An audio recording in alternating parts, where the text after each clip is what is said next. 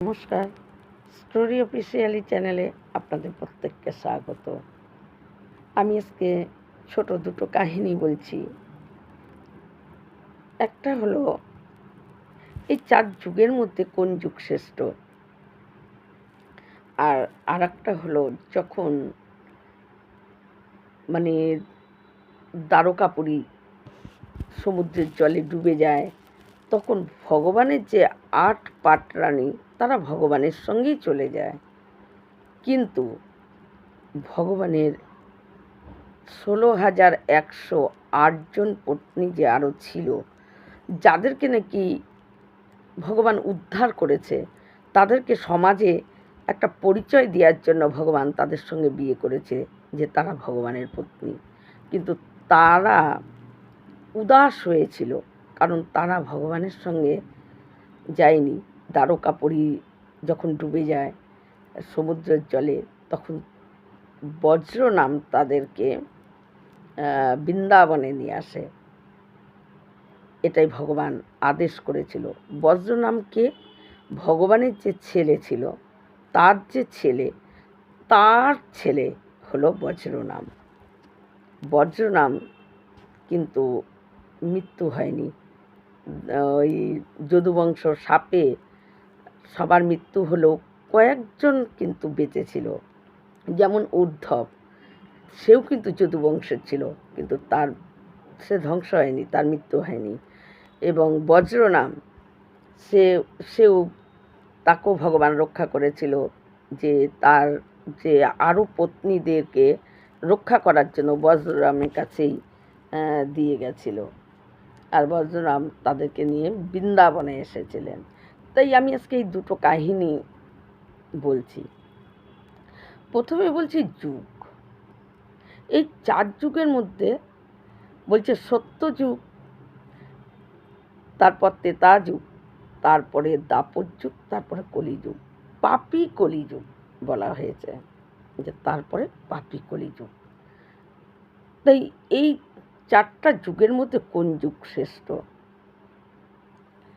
এই নিয়ে যখন কতজন ঋষি, তাদের মধ্যে আলোচনা হতে থাকে যে কোন যুগ শ্রেষ্ঠ।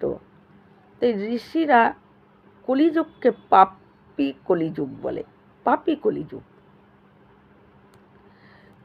সত্য যুগ, ত্রেতা যুগ, দ্বাপর যুগ আর পাপী কলিযুগ। তাই এই যুগের মধ্যে শ্রেষ্ঠকে, তাই ঋষিরা যখন তাদের মধ্যে আলোচনা করতে করতে, কোনো ঋষি বলছে সত্য যুগ শ্রেষ্ঠ, কোনো ঋষি বলছে ত্রেতা যুগ শ্রেষ্ঠ, কোনো ঋষি বলছে দ্বাপর যুগ শ্রেষ্ঠ, আর কেউ আর বলে না যে কলিযুগ শ্রেষ্ঠ। কারণ কলিযুগকে কি করে শ্রেষ্ঠ বলবে? পাপী কলিযুগ, যখনই কলিযুগের নাম হয় পাপী কলিযুগ, মানে কলিযুগে কোনো পুণ্য কাজই হয় না, পাপে পরিপূর্ণ। কিন্তু যখন এই ঋষিদের মধ্যে নানা রকমভাবে তাদের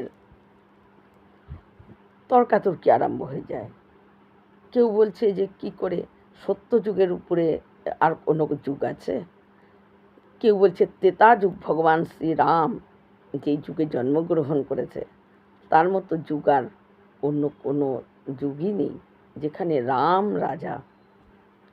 কেউ বলছে দ্বাপর, যে দ্বাপরে যে ভগবান শ্রীকৃষ্ণ নানা রকম বৃন্দাবনে লীলা করেছেন, এর থেকে শ্রেষ্ঠ যুগ আর কি কেউ হতে পারে? কিন্তু কলিযুগের নাম কেউ বলে না। তাই ঋষিদের মধ্যে যখন মানে তর্কাতর্কি হচ্ছে এই সত্য, দ্বাপর আর ত্রেতা নিয়ে, কলিযুগ তো সাইডেই রেখে দিছে, কেউ আর তার নাম বলে না, কিন্তু কিছুতেই তাদের মীমাংসা হয় না। কারণ এক একজনের কাছে এক একটা যুগ শ্রেষ্ঠ, তাই এটা তো মীমাংসার কোনো কিছু করার নেই। তখন তারা ঋষিরা সবাই যুক্তি করে যে এর সঠিক উত্তর জানা যাবে একমাত্র ব্যাসদেবের কাছে। তাই চলো সবাই ব্যাসদেবের কাছে যাই। তাই সবাই একমত হয়, সবাই ব্যাসদেবের কাছে যায়। ব্যাসদেবের কাছে গিয়ে দেখে ব্যাসদেব গঙ্গায় স্নান করছে, কেবল ঋষিরাও গিয়ে পৌঁছায়, ব্যাসদেব গঙ্গার জলে ডুব দেয়। ঋষিরা দাঁড়িয়ে থাকে যে স্নান করেও গঙ্গার পাড়ে উঠলে তাকে জিজ্ঞাসা করব। কিন্তু ব্যাসদেব যখন নাকি জল থেকে উঠছে ডুব দিয়ে, তখন কলিযুগ শ্রেষ্ঠ, কলিযুগ শ্রেষ্ঠ, কলিযুগ শ্রেষ্ঠ বলতে বলতে সেই জল থেকে ওঠে। ঋষিরা অবাক হয়ে যায়। ঋষি মুনি যখন ব্যাসদেব কলিযুগ শ্রেষ্ঠ বলতে বলতে গঙ্গার জলে ডুব দিয়ে উপরে উঠে তিনি যখন পাড়ে আসেন এবং তার যে নিত্য পূজা, স্নান, ভিজা অবস্থায় তার যে নিয়ম, সেগুলো সব পালন করার পর ঋষিরা জোড়হাত করে দাঁড়িয়ে থাকে। ঋষিরা তখন যখন ব্যাসদেব সব কিছু তার হয়ে যায়, ব্যাসদেবকে বলে যে আপনি কি করে কলিযুগ শ্রেষ্ঠ, কলিযুগ শ্রেষ্ঠ বলতে বলতে গঙ্গার থেকে স্নান করে উঠলেন ডুব দিয়ে? তখন ব্যাসদেব ঋষিদেরকে বলে যে কলিযুগের মতো যুগই নেই, এই কলিযুগই হলো 4 যুগের মধ্যে কলিযুগ শ্রেষ্ঠ। ঋষিরা বলে কি করে সম্ভব কলিযুগ শ্রেষ্ঠ? কলিযুগ পাপে পরিপূর্ণ, কলিযুগের মধ্যে মানে পাপ বিস্তার করছে কলিযুগ, এত পাপী সমস্ত লোক, কলিযুগ কি করে শ্রেষ্ঠ হয়? তখন ব্যাসদেব বলে যে সত্যযুগে 1000 বছর তপস্যা করলে, কঠোর তপস্যা করলে তারপর ভগবানকে পাওয়া যেত। ত্রেতা যুগে 1 বছর কঠোর তপস্যা করার পর ভগবানকে পাওয়া যেত। কিন্তু তপস্যার মধ্যে যদি কোনো রকম তপস্যা ভেঙে যেত, তাহলে কিন্তু সেই তপস্যা নষ্ট হয়ে যেত, সেই তপস্যার কোনো ফল বা কোনো মূল্যই থাকতো না। দ্বাপর যুগে নাইকোরও 6 মাস তাকে তপস্যায় থাকতে হতো, তাহলেই যে ফল পাওয়া যায় কলিযুগে শুধু আর শুধুমাত্র ভগবানের নামে সেই একই ফল পাওয়া যায়। তাই কলিযুগের মতো যুগ হয় না, কলিযুগ হলো এই 4 যুগের মধ্যে শ্রেষ্ঠ। যে 1000 বছর তপস্যা করার পর সত্যযুগে ভগবানকে পাওয়া যেত, আর কলিযুগে শুধু একটু নাম উচ্চারণ করলেই ভগবানকে পাওয়া যায়, ফল একই পাওয়া যায়। তাই কলিযুগ হলো সর্বশ্রেষ্ঠ, ব্যাসদেব বলে। এবং তখন মুনি ঋষিরা তারাও ব্যাসদেবের কথা তো আর অমান্য করতে পারে না, তখনও তাদের মধ্যে জ্ঞান হয় যে ঠিকই তো, 1000 বছর তপস্যায় করলে যে ফল, আর কলিযুগে শুধু নাম নিলেই সেই ফল, একই ফল। তো এর থেকে সহজ উপায় তো আর নেই ভগবানকে পাওয়ার। আর কলিযুগের এই ভগবানের নাম নেওয়াকে সহজ করে দিয়েছে কে? চৈতন্য মহাপ্রভু। আসলে এই যে মহামন্ত্র আমরা যেটাকে বলি, যে হরে কৃষ্ণ কৃষ্ণ কৃষ্ণ হরে হরে, হরে রাম রাম রাম হরে হরে, এটা হলো মহামন্ত্র।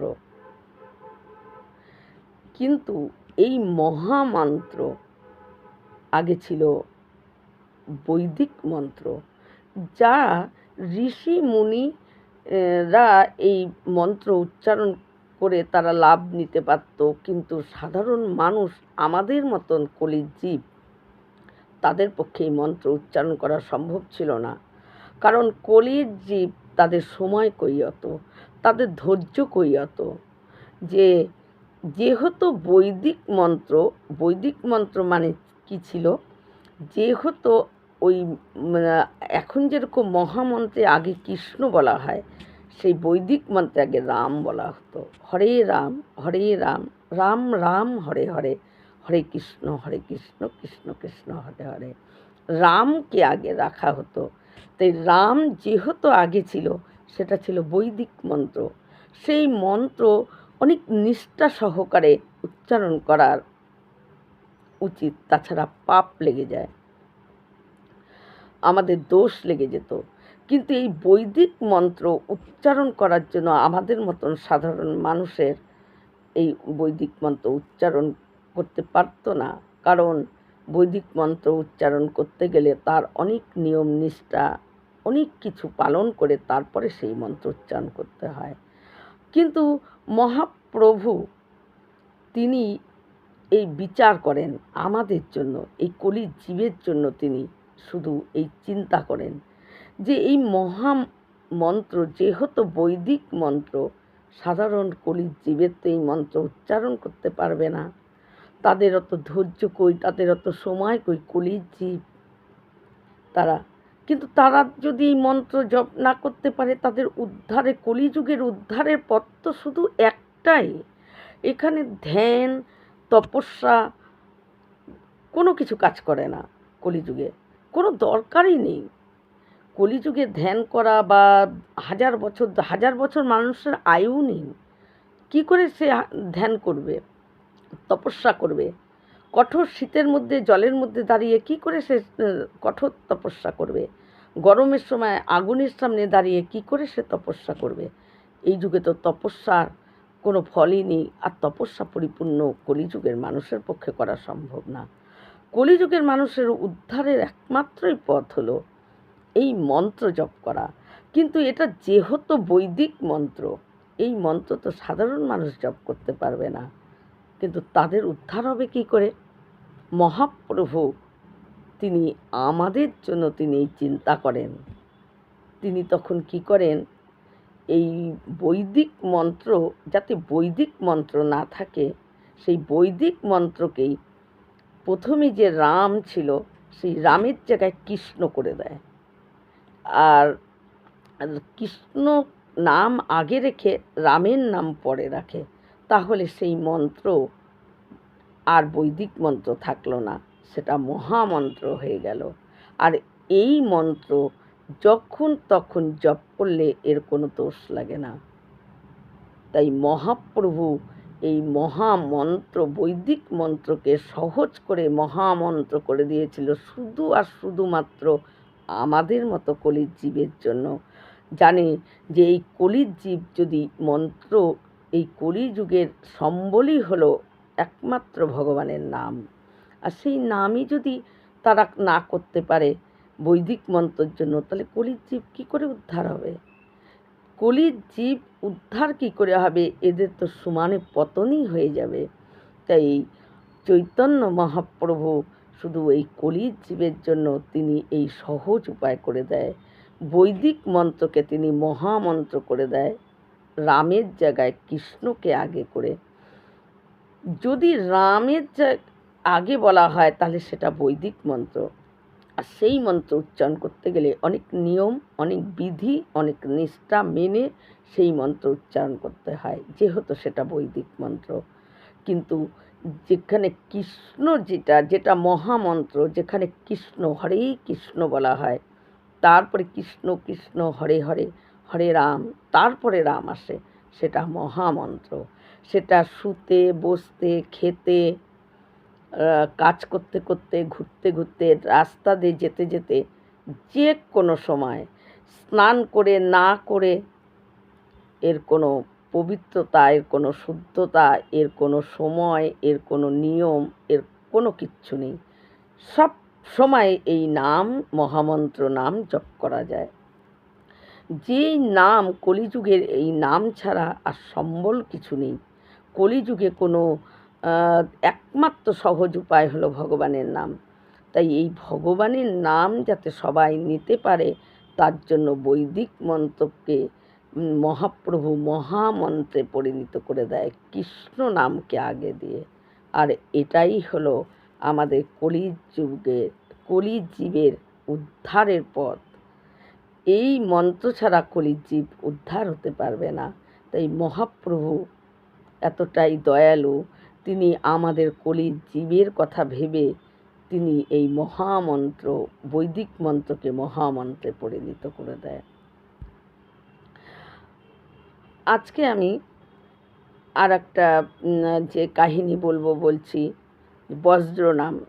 আসলে বজ্রনাম কে ছিলেন প্রথমেই জানতে হবে। ভগবানের দ্বারকাধীশ যখন তিনি ছিলেন, তার যে পুত্র হয়েছিল সেই পুত্রের আবার পুত্র হয়েছে, সেই পুত্রের আবার পুত্র হলো বজ্রনাম।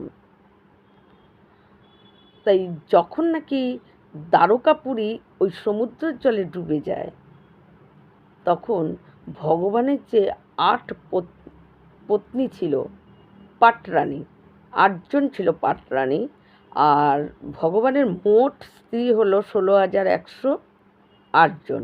৮জন ছিল পাটরানী, আর ১৬,১০০ এটা তো ভগবান তাদেরকে পরিচয় দেওয়ার জন্য, তাদের কোনো পরিচয় ছিল না, তারা বন্দী হয়েছিল, তাদেরকে রক্ষা করার জন্য ভগবান, তারা যাতে তারা একটা পরিচয় পাওয়ার জন্য ভগবান এই ১৬,১০০ জনকে তিনি বিয়ে করে তাদের পরিচয় দিয়েছিলেন যে তারা ভগবানের স্ত্রী। কিন্তু ভগবান যখন দ্বারকা নগর ওই সমুদ্রের জলে ডুবে যায়, ভগবান যখন নিজের লীলা শেষ করে তিনি নিজের ধামে চলে যায়, ভগবানের সঙ্গে ৮ পত্নীও তারা চলে যায়। এখন ১৬,১০০ জন ভগবানের পত্নী, তারা কিন্তু ভগবানের সঙ্গে যেতে পারেনি। বজ্রনামকে আদেশ করে যায় যে এদেরকে নিয়ে বৃন্দাবনে তুমি যাবে, বৃন্দাবনে গিয়ে এদেরকে তুমি থাকবে এদের সঙ্গে।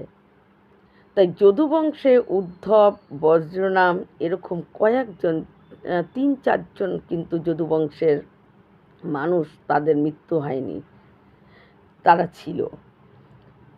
তারপরে যখন বজ্রনাম ভগবানের মানে পুত্রের যে পুত্র, তার পুত্র বজ্রনাম ওই ১৬,১০০ ভগবানের পত্নীদেরকে নিয়ে তিনি বৃন্দাবনে আসে।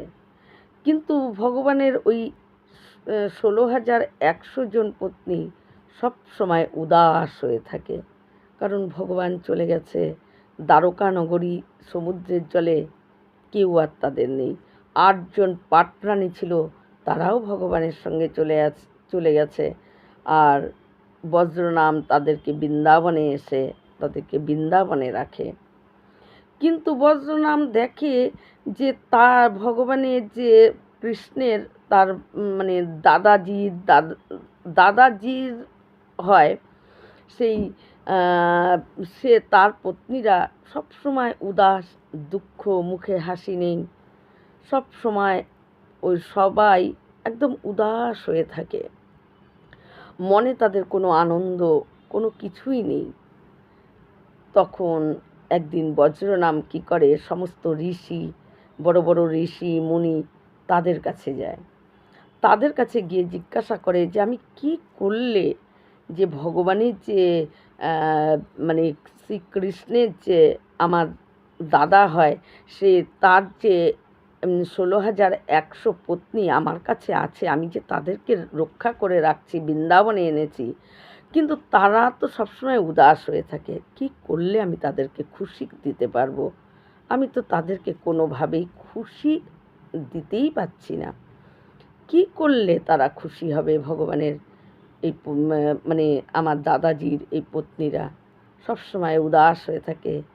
তখন ওই ঋষি মুনি এবং যারা সাধু বৈষ্ণব, তারা বলে বজ্রনামকে যে বজ্রনাম, তুমি ভগবানের গুণগান শোনো, তার গুণগান শুনে তার জন্য তুমি তোমার যে এই ভগবানের যে পত্নীরা আছে, এবং তার ভগবানের গুণগান শুনে, কৃষ্ণের গুণগান শুনে, তার রূপ বর্ণনা সব কিছু তুমি শোনো, শুনে তুমি মথুরায় যাও।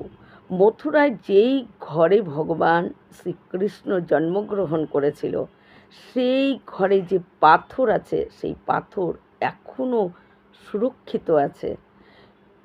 সেই সব পাথর দিয়ে, যেই ঘরে ভগবান জন্ম নিয়েছিল, শুধু সেই ঘরের পাথরই সুরক্ষিত এবং সুগন্ধ, মানে হীরা মণির মতন চকচক করছে।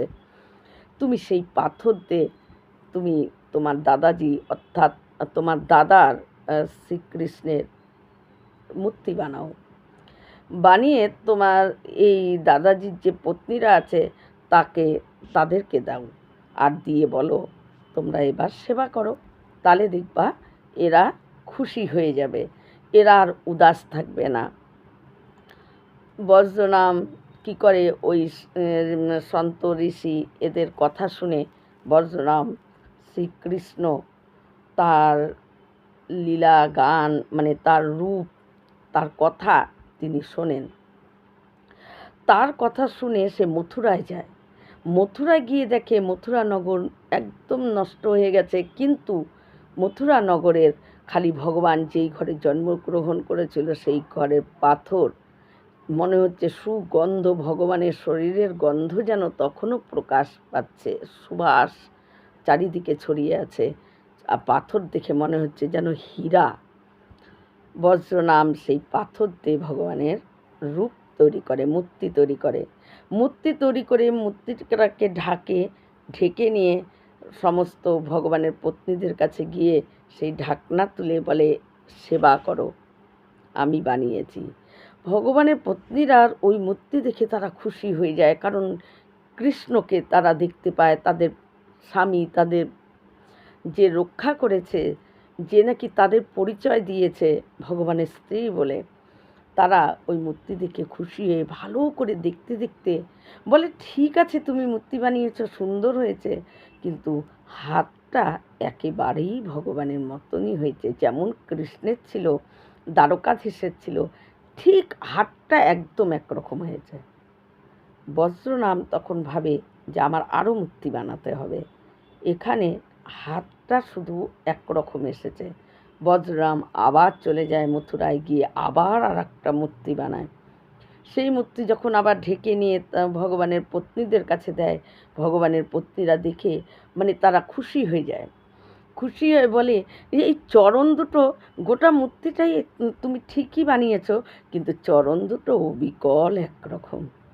বজ্রনাম ভাবে এবার তাহলে আগের বার হাত, এবার চরণ ঠিক এসেছে, আমার আরও বানাতে হবে। এই করে পরে যখন আর একটা বানায়, সেটাকে দেখে তারা বলে এর কোমরটা একদম এক। এই রকম করে ভগবান প্রত্যেক 7টা মূর্তি বজ্রনাম বানায়, আর ওই 7টা মূর্তির মধ্যে ভগবানের একটা করে অঙ্গ একদম সঠিক, ভগবানের যেমন ছিল অবিকল তেমনই চলে আসছিল, কিন্তু গোটাটা না, একটা করে অঙ্গ, কোনোখানে মুখ, কোনোখানে চরণ, কোনোখানে কোমর। এই করতে করতে বজ্রনাম যখন 7টা মূর্তি তৈরি করে, আর ওই 7টা মূর্তিতে ভগবানের পরিপূর্ণ রূপ, পূর্ণ রূপ ভগবানের যেমন ছিল অবিকল তেমন, প্রত্যেকটা রূপ মধ্যে একটা করে অঙ্গ ভগবানের অবিকল একরকম আসে। আর ভগবানের যে পত্নীরা 16,100 জন, তারা এত খুশি হয়ে যায়, সেই 7টা মূর্তিকে তারা সবাই মিলে সেবা করে, তখন তারা আর উদাস ভাব তাদের চলে গেছে, সারা দিন ওই মূর্তি নিয়েই তারা থাকতো, আনন্দ তাদের ভিতরে এসেছিল কৃষ্ণকে দেখা মাত্র। অনেক সময় এটা শোনা যায়, এই 7টা মূর্তিকে যদি দর্শন করা যায়, সেই 7টা মূর্তিকে দর্শন করলে ভগবান শ্রীকৃষ্ণকে সাক্ষাৎ দর্শন, একই ফল পাওয়া যায়। 7টা মূর্তির মধ্যে ভগবানের একটা একটা করে অঙ্গ বিদ্যমান, একদম অবিকল ভগবানের মতন, তাই 7টা মূর্তি। এটা অনেক বলা যায় যে বৃন্দাবনে যে বাঁকে বিহারী মূর্তি, ওই 7টা মূর্তির মধ্যে কিন্তু বিহারীজি তিনি হলেন একজন। এই রকম বজ্রনাম 7টা মূর্তি বানিয়েছিল, এখনও বৃন্দাবনে সেই 7টার যে মূর্তি বানিয়েছিল সেটা বিদ্যমান। আর এই 7টা প্রভুর, এই 7টি রূপকে যদি আমরা দর্শন করি, সাক্ষাৎ প্রভুকে দর্শন করার ফলই আমরা পেয়ে যাই। তাই এইভাবে মানে বজ্রনাম তিনি ভগবানের মূর্তি বানিয়েছিলেন। এই রকম ভিডিও পাওয়ার জন্য আমার চ্যানেলটিকে সাবস্ক্রাইব করবেন। নমস্কার।